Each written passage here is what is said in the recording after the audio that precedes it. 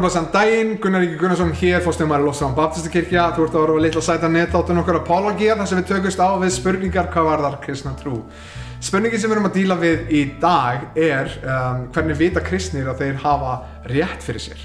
Nú, mín saga er svolítið svo að ég komst að þeirri raun að ég gat ekki trúað þessari trú út af því að foreldrar minni trúðu þessu. Ég var alinn upp í kirkju, mætti á samkomur 3-4 sinnum í viku og þannig ég tók ákvörðun ég ætla ekki að trúa þessu bara út af mamma og pabbi segja mér að trúa þessu, ég ætla að leita hvar sannleikur er að finna. Þannig ég fór svona, var eiginlega fullviss að kristin trú væri eiginlega hálfgert bull bara og kjaftæði. Þannig ég fór svona í mismunandi hugmyndafræði, fór í trúleysið og fór að kanna, er eitthvað sem hvað er sannleikur í þessum heimi? Ég trúi því að það er eitthvað sannleikur og ég á að þekka hver sannleikurinn er og ég fór í mismunandi trúarbrögð og mismunandi hugmyndafræði og reyndar tók ég heilan hring, þetta er löng saga en ég tók heilan hring, kom aftur á kristinni trú, ákvaða að reyna að horfa á það og reyna að skoða hvort það væri eitthvað grundvöllur þar sem að hægt var að byggja líf sitt á og ég komst að þeirri raun að það væri sannleikurinn, að maður geti byggt líf sitt á Biblíunni og það gefur okkur ástæðu fyrir lógík, að það gefur okkur svar við réttlæti Guðs en á sama tíma miskunn Guðs og alls konar spurningum. Þannig að í mörg ár leitast ég eftir því að vera í rökræðum með fólk, til dæmis bara að benda með lógík á það að þessi bók er grundvöllur trúar okkar og lifnaðar og þetta er satt fyrir alla, ekki bara kristna, það eiga allir að byggja líf sitt á þessari bók og þannig ég leitaðist eftir því að sannfæra fólk það og svara til dæmis af hverju ef að Guð er góður og almáttugur myndi hann leyfast slæmum hlutum að eiga sér stað og annað eins, en það sem ég áttaði mig á er þegar ég las hérna til dæmis orðskviðirnir 9. kafli 10. vers. Hér stendur að óttast Drottinn er upphaf spekinnar og að þekkja hinn heilaga er hyggindi. Þannig að þannig er hann að segja ef að þú vilt speki, ef að þú vilt visku, ef að þú vilt grundvöll fyrir allt annað sem að þú byggir von af það, þá er það að óttast Drottinn, að vita hver hann er og vita hver þú ert. Og það sem ég áttaði mig á því er að ástæðan fyrir því ég veit að þetta er sannleikur er út af að þetta gefur mér ástæðu til þess að trúa að ég geti treyst huga mínum.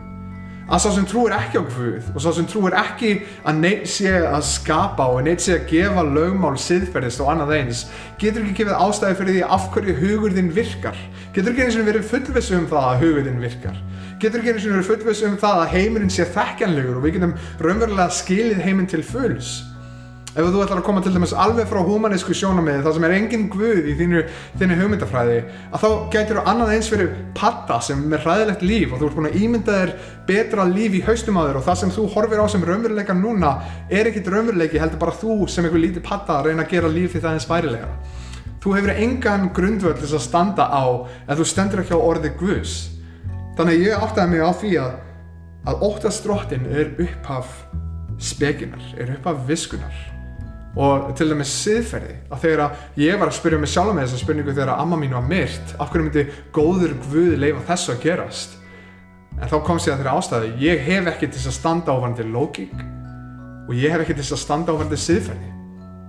Ef að Guð er ekki til staðar, að þá hef ég ekkert til að segja, þá hef ég ekkert til að standa á.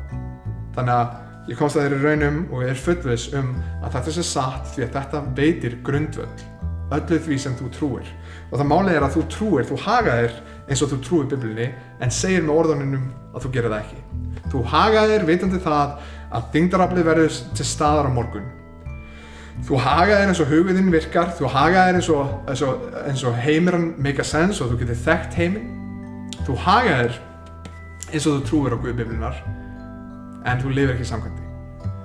Þannig að þú tekur í rauninni hugmyndir úr biblíulegri hugmyndafræði og reynir að henda Guði út. Ástæðan fyrir því að ég veit að þetta er sannleikurinn er að þetta veitir grundvöll öllu því sem þú trúir og ég trúi. Við vitum innan með okkur. Hann hefur ritað lögmál sitt á hjarta okkar. Við vitum að Guð er sannur. En spurningin ert þú að reyna að drekka þeirri þekkingu?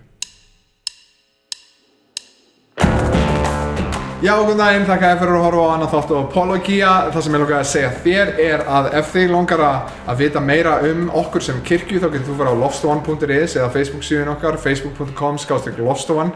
Ef þú vilt fylgjast meira með þeim myndböndum sem kirkjan lætur upp á YouTube, þá getur þú ítt á subscribe hér að neðan.